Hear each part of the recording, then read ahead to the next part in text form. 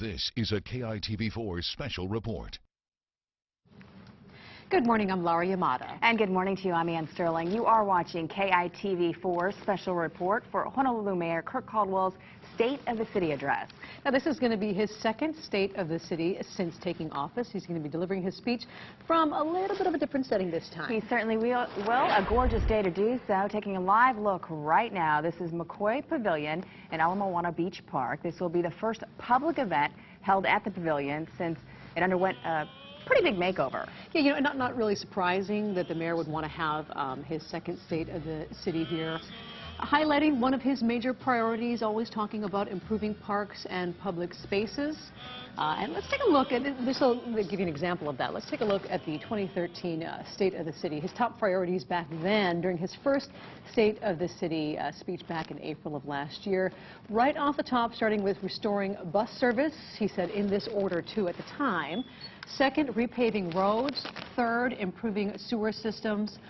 Fourth, restoring parks. And then fifth, building better rail. That's what he said would be his primary focuses that year, even though there was things changed as the year went on as far as those priorities. But let's go back to talking about parks, because this really has been a very visual and public change for him. In fact, the mayor saying Ala Moana Park Beach Park is the people's park. And also saying in an interview, there are the front doors to our city, they are our crown jewels. That is a quote from the mayor saying it's very important to highlight our parks here in Honolulu. Yeah, and this is one of the reasons why when they had some issues with beach erosion there in Waikiki, the mayor actually went down, even though a lot of it has been managed by a lot of the business in the area, because they're the ones that lose the most when the Waikiki beaches start to fade away. But they made a very conscious effort to get a lot of their city folks down there when the beach started to wash away earlier this year, or in the end of last year, to say, hey, look, this is important to us, these beachfronts, these parks, because we all know it's part of what brings tourists here and, of course, making residents happy, and also making sure that property values stay higher, too. It is the reason why he is holding his second State of the City address live there at the park. As we continue to take a live look, it is filled up. We're waiting for the mayor right now, but let's move on to his one of his biggest things that he talked about last year, which was our bus routes, saying that he was going to highlight, in fact, the bus routes and focus on the bus routes that needed immediate attention based on frustrated riders. Yeah, this was it was so big at the time, because the year before, the Carlisle administration, they say because of the difficulties that they had with the budget, they had to cut a lot of the bus routes. And of course, that just immediately became one of the biggest issues at the time, because it affects people who within the community. So he's been working ever since to try and restore those, getting some of the money that he needs to restore those routes. Moving on to our second one. I know he's done some of the restoration projects. All right, we're going to go ahead and take this live right now as the ceremony begins.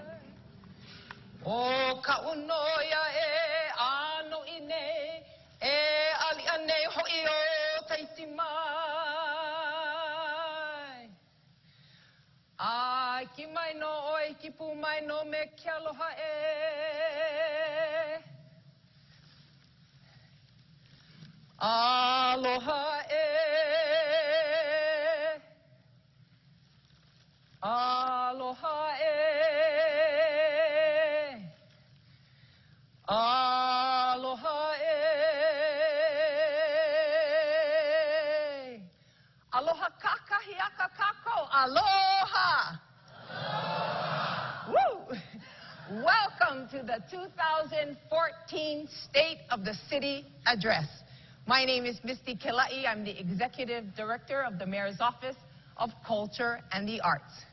Hey, you guys, we're in the auditorium of the Lester McCoy Pavilion. Charles Lester McCoy was the chairman of the Park Board from 1931 to 1941. Hui, the mayor of Kauai. Ano ai?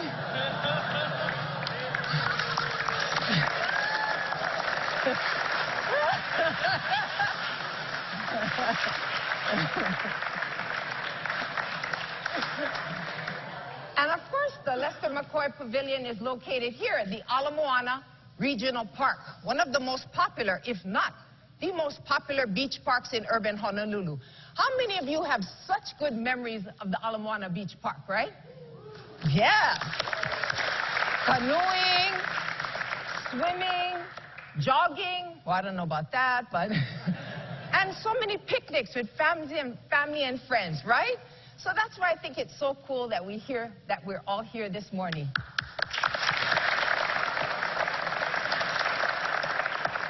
We'd like to thank you, all of you, for joining us here in the auditorium. And our TV audience at home, what's up? Thank you. Mahalo. I would like to now introduce you to the 14th mayor of the city and county of Honolulu, beginning his second year in office. Ladies and gentlemen, aunties and uncles, brothers and sisters, and all of you here today, our mayor, the Honorable Kirk Caldwell.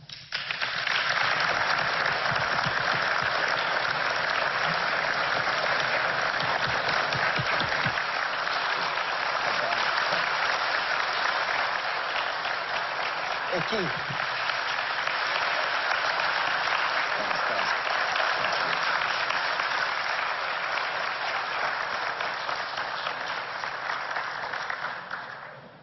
Wow.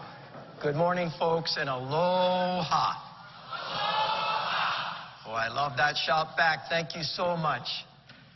You know, it's incredible that we're standing here today, and I'm so proud to present my State of the City address here in the McCoy Pavilion. I mean, look around. Glowing brown wood, a beautiful setting. If you go over here to the left or your right, there's beautiful lily ponds, little water features, banyan trees. Out here you got flowers, you got a sculpture, and just Makai is our beautiful ocean and our beach at Ala Moana. This is an incredible place, and this particular place, the pavilion, is a hidden treasure. Something that most of us have never seen. How many in this room have been here before? Raise your hand if you've been here before. Whoa, a whole bunch of you have been here before, all right. Well, I wanted to share that with you, why we're here. And as you know, I do believe in our parks. They're our crown jewels.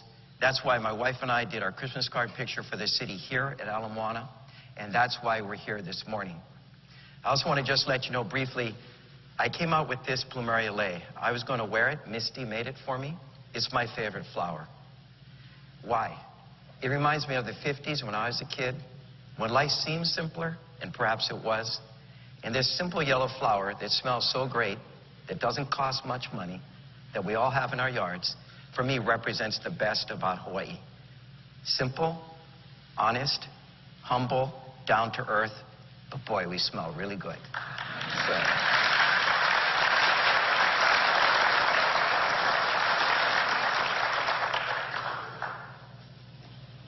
Like you, I have great memories of Ala Moana Beach Park. I come here still to surf and stand-up paddleboard and to have picnics with my sister Candy, who's here today. Candy, if you could say hi to everyone, just wave.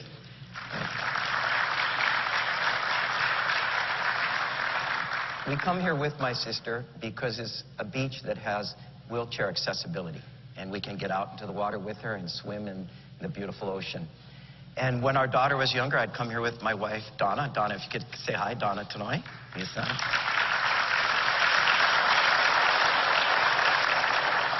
one of my best friends bought our daughter when she's smaller rollerblades, which we weren't really happy about, but she needed a place where we'd come down here and she would learn to rollerblade around here.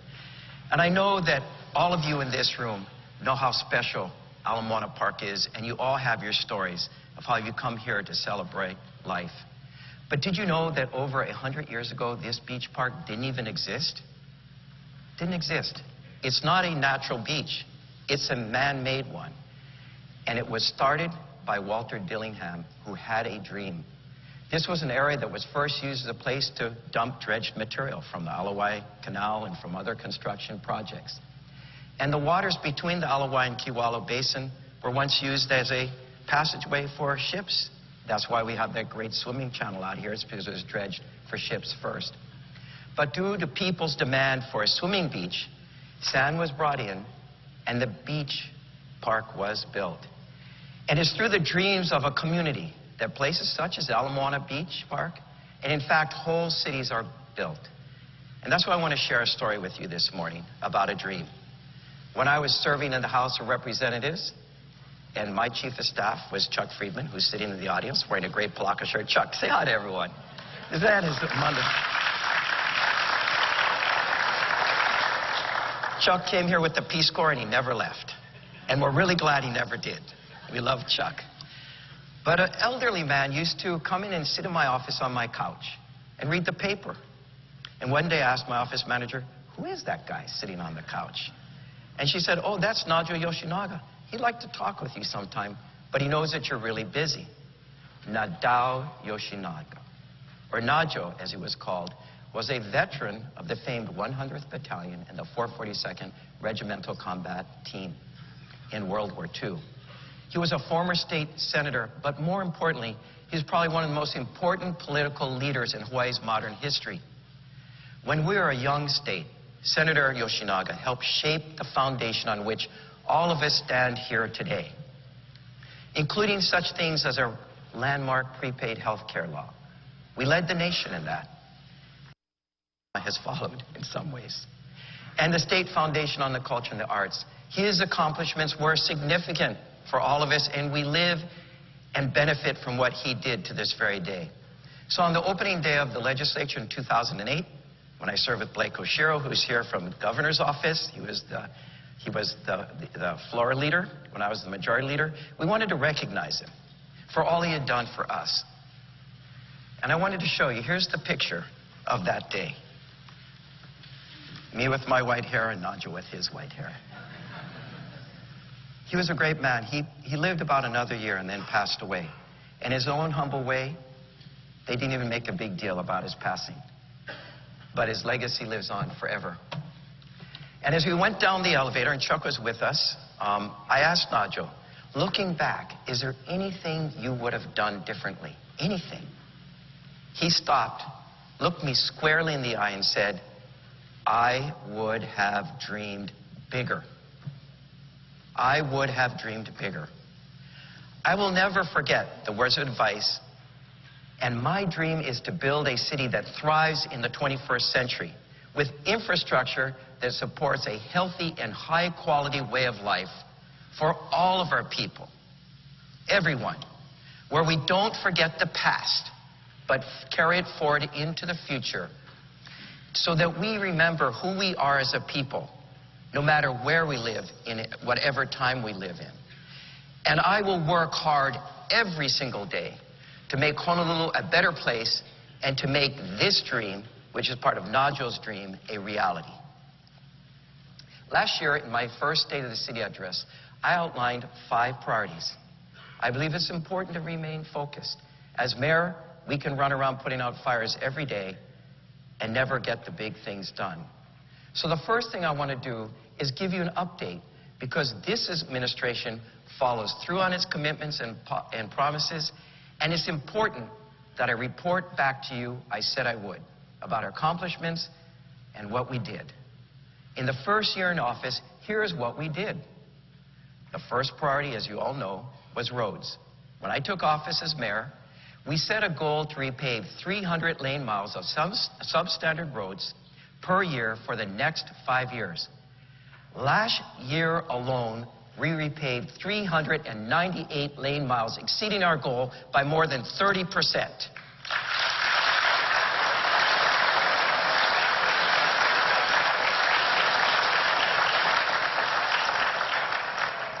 And we're going to keep pushing ahead, folks. Already this year alone, we've repaved 66 lane miles. And if we keep up with this pace, we'll exceed this year's goal as well. In my upcoming budget, I'm asking the council, who is here today, to appropriate $140 million for road repaving so that we can keep on track.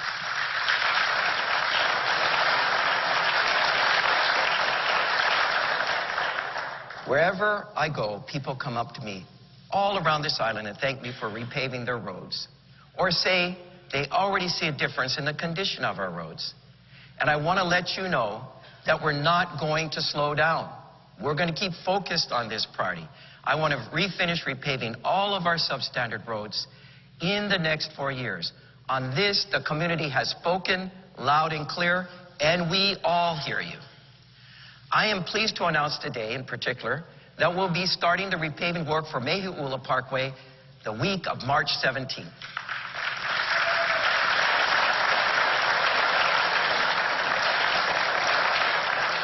I think we got some folks from Mililani in the background. I heard a couple, woo! So, fixing the sewers is another top priority. The city is now in its 4th year of a 25-year global consent decree with the U.S. Environmental Protection Agency. And I'm proud to say we completed all the 3rd-year milestones on time, and we're finally fixing Honolulu sewers.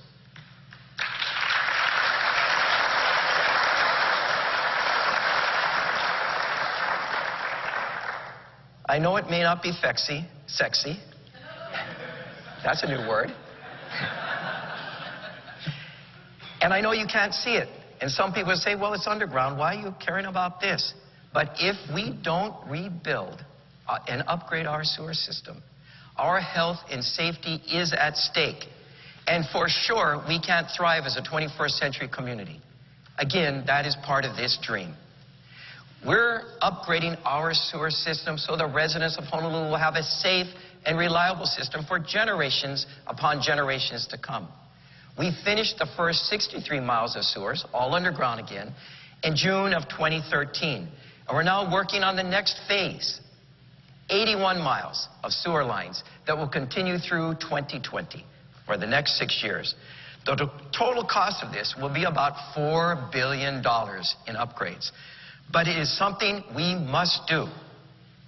Last year, we worked on over 100 wastewater projects at our sewage treatment plants, pump stations, and collection systems, totaling over $500 million. We started construction on the 2nd digester at Sand Island Wastewater Treatment Plant. This will relieve stress on that first digester, which you don't want to have any problems with, and support capacity for the future development on Oahu, specifically our middle-class housing in our urban core.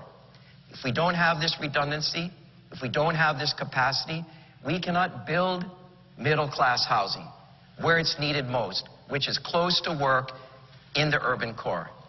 We also started on the 3-mile-long Kaneohe Kailua gravity sewer tunnel. That means a deep tunnel where the bad stuff flows through gravity, not pumped under a pressure. This tunnel is a $360 million project that will be built over the next 6 years. This will be the deepest gravity flow tunnel in the state, almost 400 feet below the surface in some places, and it is a historic first, and I'm excited about it. And we should all be proud. This is what's going to happen as a result. It's going to reduce the risk of overflows and spills on the windward side, and it's going to save energy too, well into the future.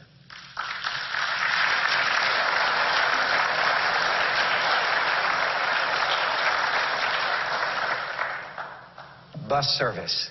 I love our buses. I'm proud of our bus system. It's one of the most heavily used in the entire country.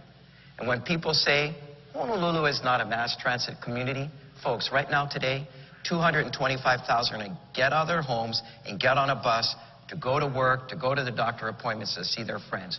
225,000 people. We are a mass transit city. We restored and improved service to 9 bus routes last year, and I don't want to stop there. Public transportation is about social equity. It is the great equalizer for the people of our community, helping them to get to their jobs, their shopping, and their medical appointments. It means giving people a way to get around town that is safe, affordable, and efficient. In the upcoming budget, we're proposing $20 million in new replacement buses and equipment and for fixing our bus stops. The cost of operating our bus system is over $225 million annually. Annually. And it's heavily subsidized by city dollars. By the way, that means it's subsidized by all of you who are taxpayers in this city. We need to find a steady revenue source that comes from somewhere other than the pocketbooks of transit riders and the taxpayers. That's why I continue to support bus advertising, because as you can see, these are not billboards.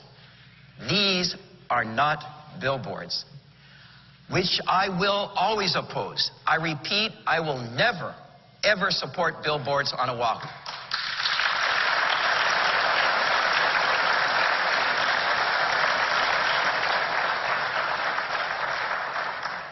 Bus advertising is something new for Oahu that will enable the city to enhance our bus system and add new routes without placing the financial burden on all of you.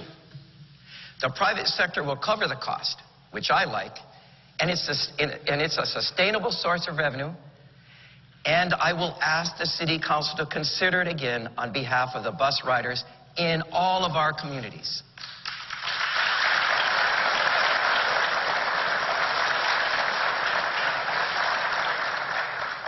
Last year, and as we talked about earlier today, this morning, I told you that our parks are Honolulu's crown jewels.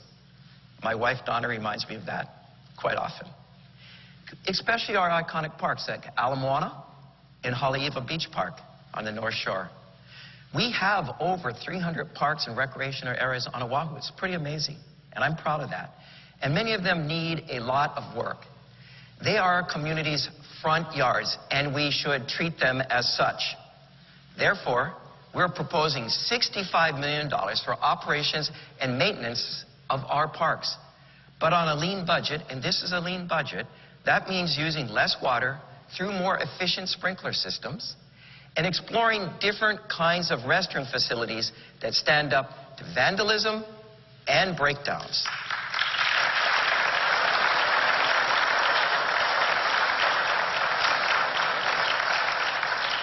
That is a beautiful picture. Go back. That picture that I just saw, I think when I was up in the U.S. Conference of Mayors, the mayor of Akron said, you know, Akron is the best city in America. But when you look at that picture, how can that not be the best city in America? I mean, come on. Okay. We're also proposing $39 million for capital improvements to upgrade park facilities island-wide, from Waimanalo all the way to Waianae. This includes... Thank you. Cannot forget our country folks. This includes $5 million for work on Ala Moana Park, Thomas Square, and the new cultural corridor that will extend from the Honolulu Museum of Art through Thomas Square all the way through Blaisdell.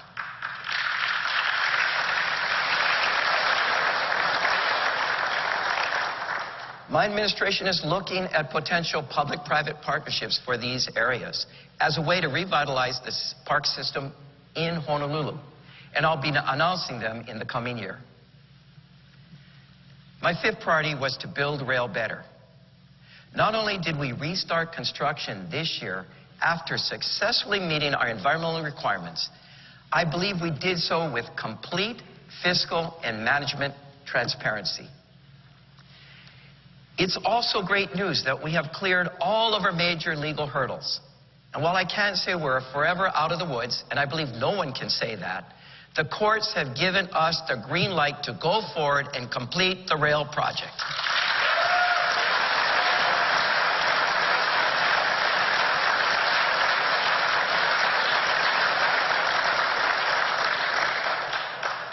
HART, the Honolulu Authority for Rail Transit, has built more than 50 columns and 55 foundations, most of it since restarting construction last September, when we had only 16.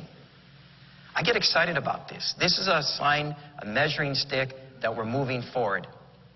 And HART is going gangbusters, along with everyone else who's building this project.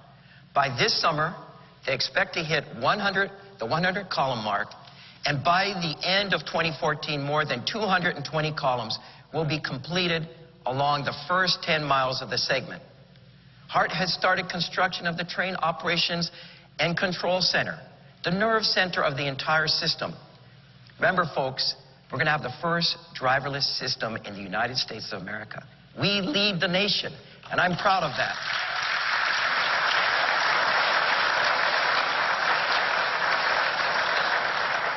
This control center is going to be right next to Leeward Community College. By March, the precast yard should be underway, producing roughly 12 guideway segments daily.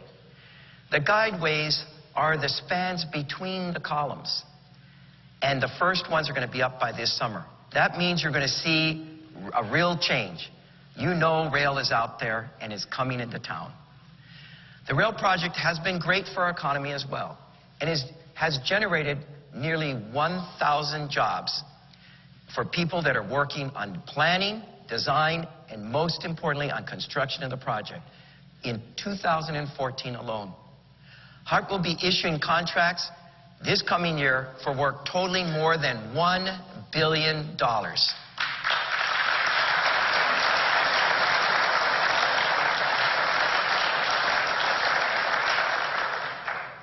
And Blake, we need the state to ensure, on behalf of all of us on Oahu, that the 0.5% surcharge on the excise tax that we all pay that goes towards the construction of rail be collected in a timely manner, and more importantly, in the full amount expected, which I know you will do.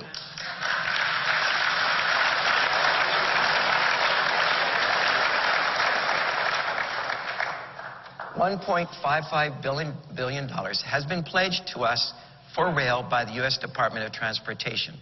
As you remember, the full funding grant agreement, which was that pledge, it was the U.S. government's promissory note, was signed just days after our senior Senator Dan Inouye died in his Appropriations Committee room.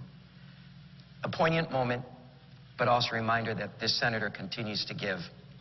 And we recently obtained commitment for the next $250 million from the federal government, without any cut for sequestration, because that's been taken care of, due to the hard work of our congressional delegation, and I'd like to give them a round of applause.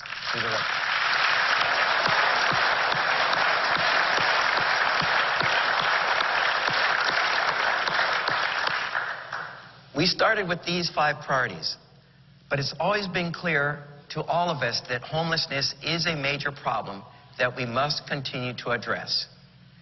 While the majority of the homeless people are in shelters, and that is the good news, the visual and physical impact of homelessness is affecting our businesses and neighborhoods and generates more complaints than any other issue by far as mayor. I write more letters responding to complaints to people than anything else. And something that is somewhat troubling, I'm getting more and more letters from our visitors.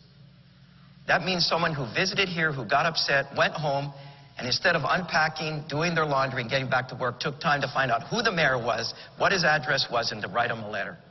And that's deeply troubling. We must keep our streets, sidewalks, and public spaces open and clean for the purpose they were intended, to be used safely by the public, by all of us. At the same time, we must also have compassion for those who are living without homes, perhaps with drug, alcohol, or mental illness problems. It is a difficult balance to achieve, but I'm not giving up on finding that balance or working hard to figure out how we can do a better job. Based on the complaint, and here's what we've been doing. Based on the complaints from our most impacted neighborhoods, the city has been clearing anywhere from 3 to 11 tons of items from our city property every week. 3 to 11 every week. And in fact, just 2 days ago, in Ala Moana Beach Park, just alone, they cleared over 2 tons from this park, from this small area. Can you imagine what some areas would look like if the city stopped enforcement? It was not picking up tons of material every week. I know this would be unacceptable for all of us, and in a short period of time, the standard of living in our community would collapse. The only permanent solution to homelessness is housing and an effective support system wrapped around that housing. Housing First is the model that clearly works best across our country.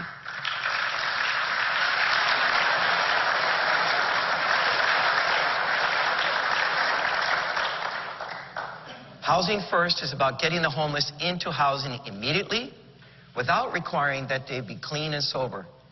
These are the requirements that many homeless people are simply unable to meet without first getting help. Providing the homeless with a place to get stable, to feel secure, and get the services they need so that they can get better is why Housing First works. So this is what we're going to do.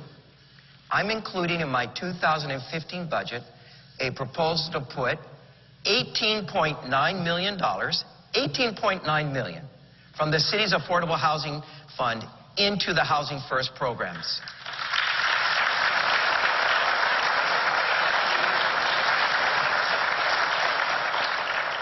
Remember, we were looking for about $7 million through the Hoppy sale that didn't work out, so we're going dramatically more.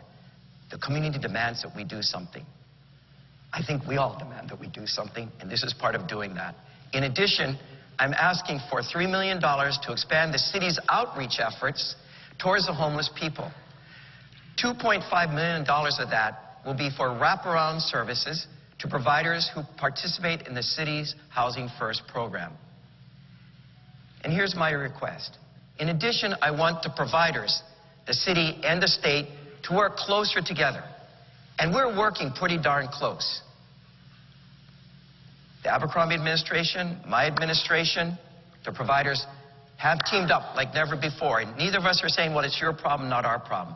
It's our problem, we recognize it, and we're trying to do something about it.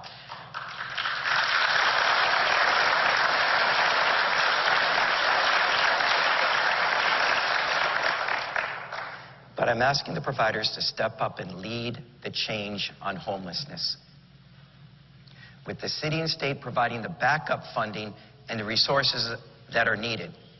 But they lead the change, not government, but the providers. The providers must work in unison and place their efforts on Housing First rather than the older, more traditional models. The city should spend taxpayer dollars on programs that are proven game changers and that get more people out of homelessness and into healthier lives.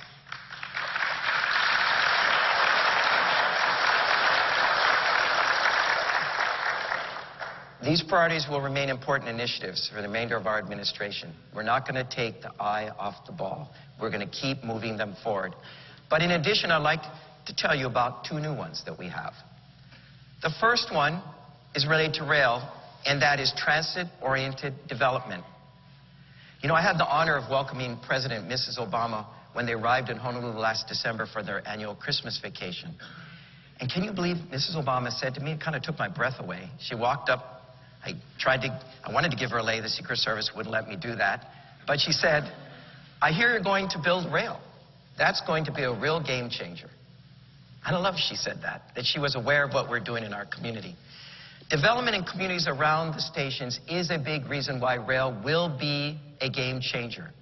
In fact, I personally like the term transit-enhanced neighborhoods because it's a once-in-a-lifetime opportunity to design and recreate neighborhoods along the rail line.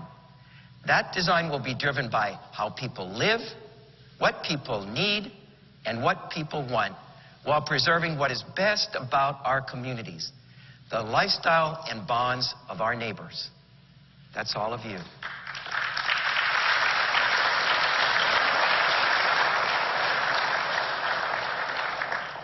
As our Keiki Okaina President Barack Obama has said, transit is not about getting someplace, it's about building a better place. If done right, rail will make it possible to build urban core housing for the middle class.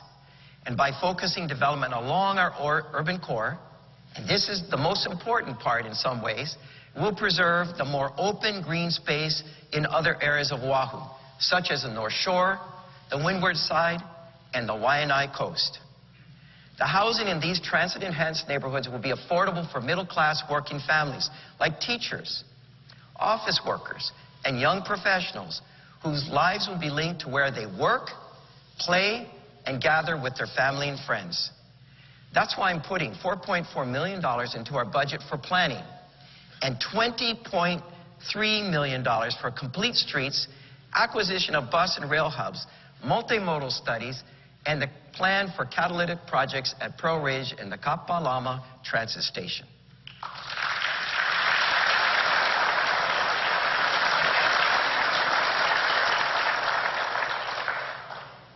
Building new neighborhoods around rail stations will help to reduce our dependency on oil and the automobile. For far too long, Honolulu has been a car-centric culture. I want to build a transportation network for the 21st century and beyond. That's part of this dream, which includes supporting multimodal thoroughfares for bikes, buses, pedestrians, and yes, vehicles. It's about building an infrastructure that will support the community's needs and values well into a future that is different from what we've lived so far. To that end, we're implementing 2 new initiatives.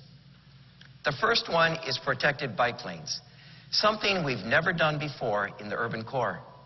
Protected bike lanes turn streets into places where bicyclists are welcome rather than barely tolerated. They encourage people who may not ride a bike every day, who may not feel comfortable competing with cars, to ride again.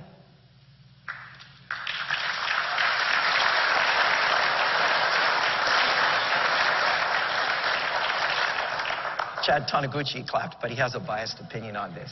There's no one who rides bikes more. In fact, he rides over the pulley on a regular basis and lives to tell about it. For the upcoming budget, I've included $1.4 million for a bike plan and other bike lane improvements.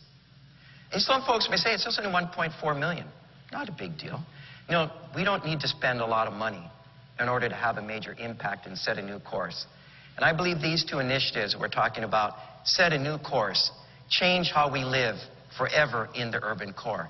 And so, for example, I am committed to a protected bike lane on King Street, the major corridor between downtown Honolulu and the university area. And you will see progress on the King Street protected bike lane in 2014. That bike lane will be situated between the sidewalk and the parked cars. We're basically moving the parked cars out a bit, which will protect the bike riders while still preserving parking. I know Ann Kobayashi and I know that that's an issue.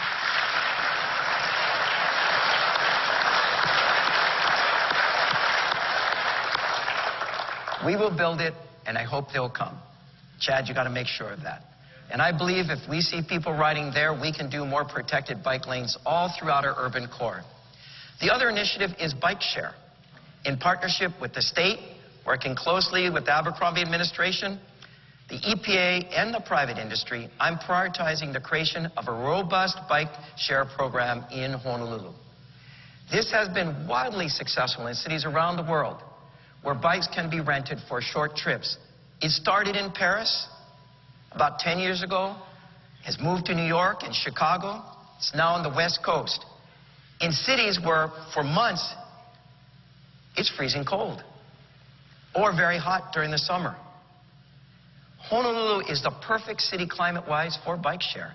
It also promotes good health, reduces traffic congestion, saves energy, and reduces pollution. We're actively planning for bike share, and I budgeted $1 million for it, and you will be able to use it in Honolulu by the end of 2015.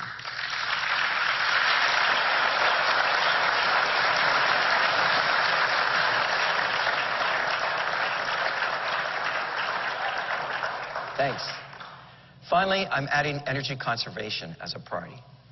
I'm really proud to tell you about a new project that we started last year as a pilot, which showed exciting results. We completed an LED streetlight conversion pilot, which included replacing 180 old-fashioned streetlights with equivalent LED lights. We did it in 4 neighborhoods around the island. We confirmed that these new LED fixtures use 40% less energy while providing brighter directional lighting, which helps prevent crime, Chief Kealoha, and reduce accidents. And here's what it looks like.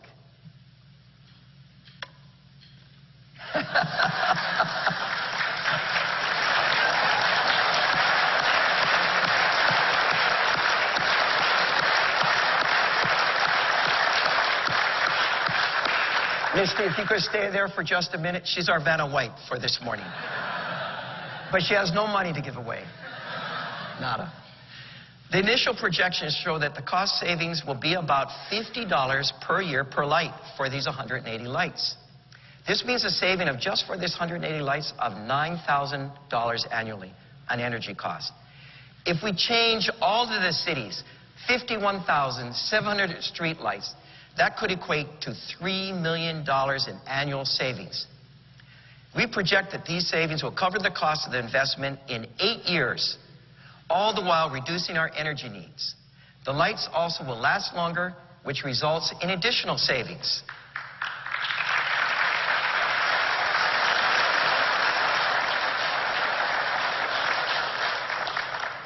I announced today that given the success of this project, we set a goal of replacing all 700 city-owned streetlights with LED fixtures over the next few years.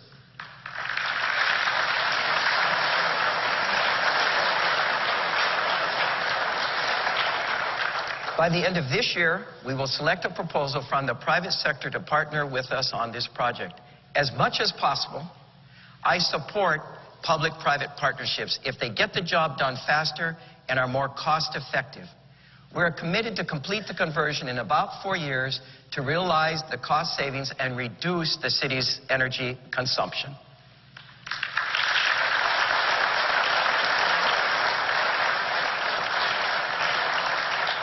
Thank you, Misty. Really appreciate all you've done. I've shared with you today a few of our budget requests as they relate to my priorities.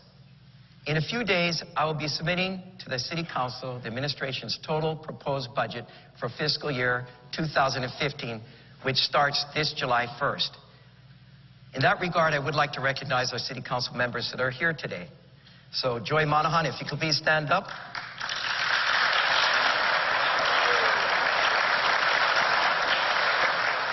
Kimberly Marcos Pine, stand up.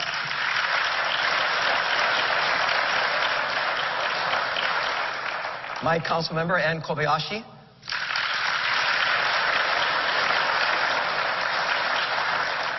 And Ann, we need East Manoa Road paved. Are you going to do something about that? Green Harimoto.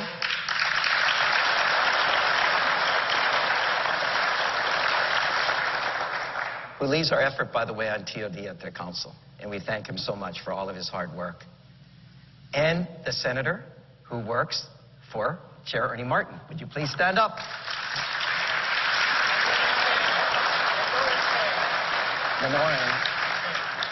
And who? Stanley Chang. Okay. Oh. And Ron Menor. And Ron, you heard Mililani, right? Meulu Parkway. Ron, stand up. Ron Menor.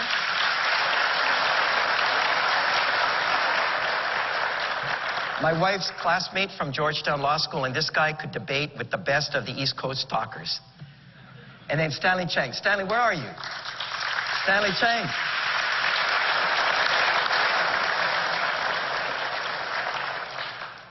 Where's your lei? You don't have your yellow lei. I didn't see you. Anyway, it's good to see all of you. I want to thank you for being part of this process. Did I name every council member? I did, didn't I? Good, okay. You know, the budget, as I said, does reflect my priorities. And it stays true to core services. The things I talked about, repaving of roads, sewer infrastructure, rail, these kinds of things. Because I believe this is the critical function of any mayor. If we don't build the infrastructure, we cannot live here. We cannot thrive here. The first thing we did was to find savings. Right off the bat, in the current budget that we're living under, we found $20 million in savings after the budget was approved by the council. Next, we changed the budget process for the coming year. For the first time, different from prior years, we produced a zero-based budget for the next fiscal year. This means we've asked departments, wherever they could, to start from zero, and they were required to review and justify their expenses. Never done before. And it brought some discomfort, I think, when we went down this process. Right, Ember? Boy, we worked hard. Every single capital improvement project in the pipeline was prioritized based on current viability and funding amount. This was never been done before, as far as we can determine. For each of the departments, we'll be looking at performance-based budgeting in the future, just like they do in the private sector.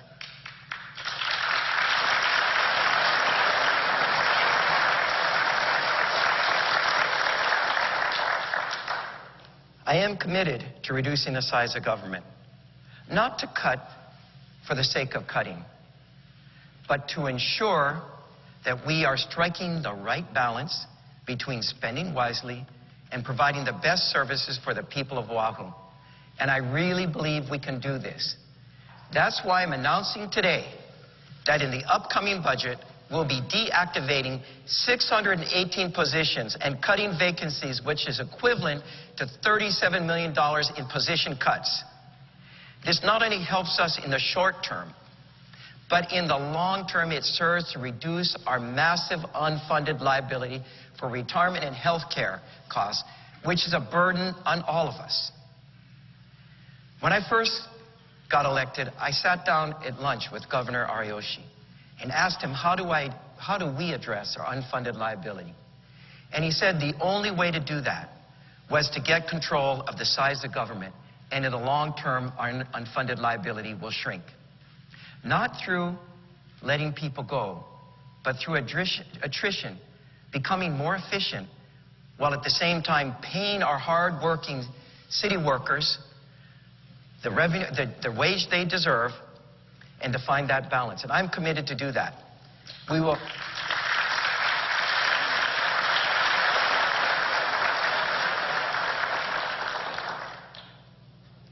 We will still need to find new sources of revenue, but they will be justified in order to provide the services expected and demanded by each and every one of you.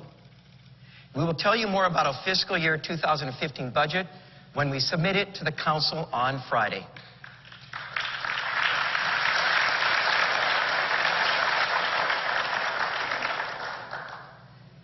Before I close, I did want to, I'm seeing some people out there. I see the women in white from the Queen Emma Summer Palace.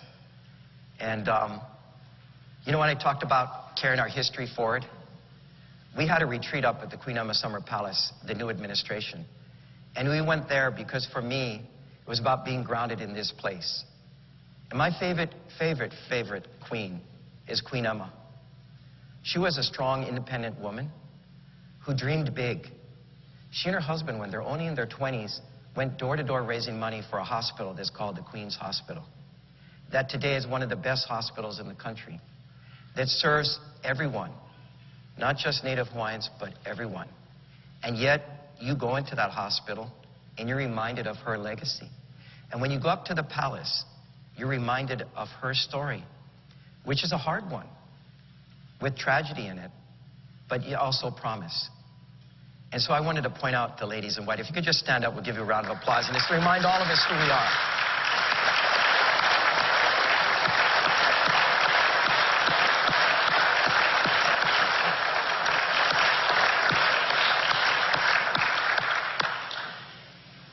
When I was in Chicago last year, just a couple months ago, my wife said, you should give Rahm Emanuel a call, the mayor.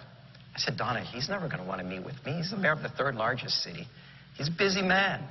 But I called me, you know what? We met, and we talked story for 45 minutes. The cool thing is, Mayor Emanuel, before he was mayor, he was the chief of staff to Barack Obama. We talked about the challenges of managing large cities today, and we both agreed right off the bat that cities are now where things are happening and where things get done. We've all struggled over the past 6 years to recover from the Great Recession. But it seems that the federal and state governments have been slower, perhaps because they're bigger.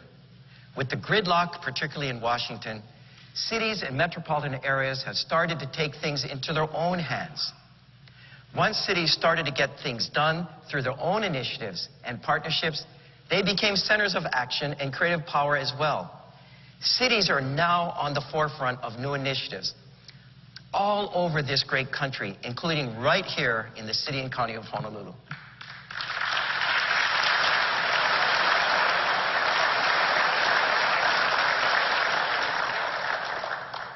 That's why it's so exciting to be your mayor. I know I've said this many times before, but I really do love my job, and I really love this city. I am proud and honored to be your mayor. And I don't want to look back at the end of my term and regret that I didn't work harder or dream bigger. And I don't want to let fear stop us from doing what needs to be done or let politics stop us from doing what's right.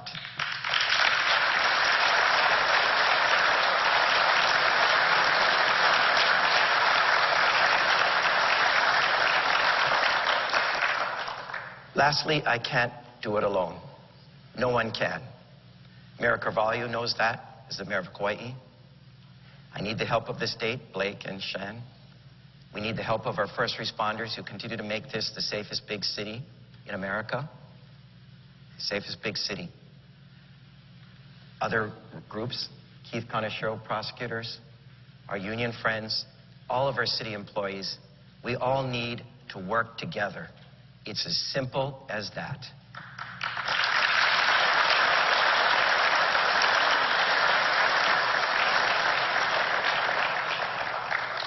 Mahalo for your time this morning. Thank you for helping make Honolulu the best city in the world. I love every one of you. I'll see you all around town. Aloha.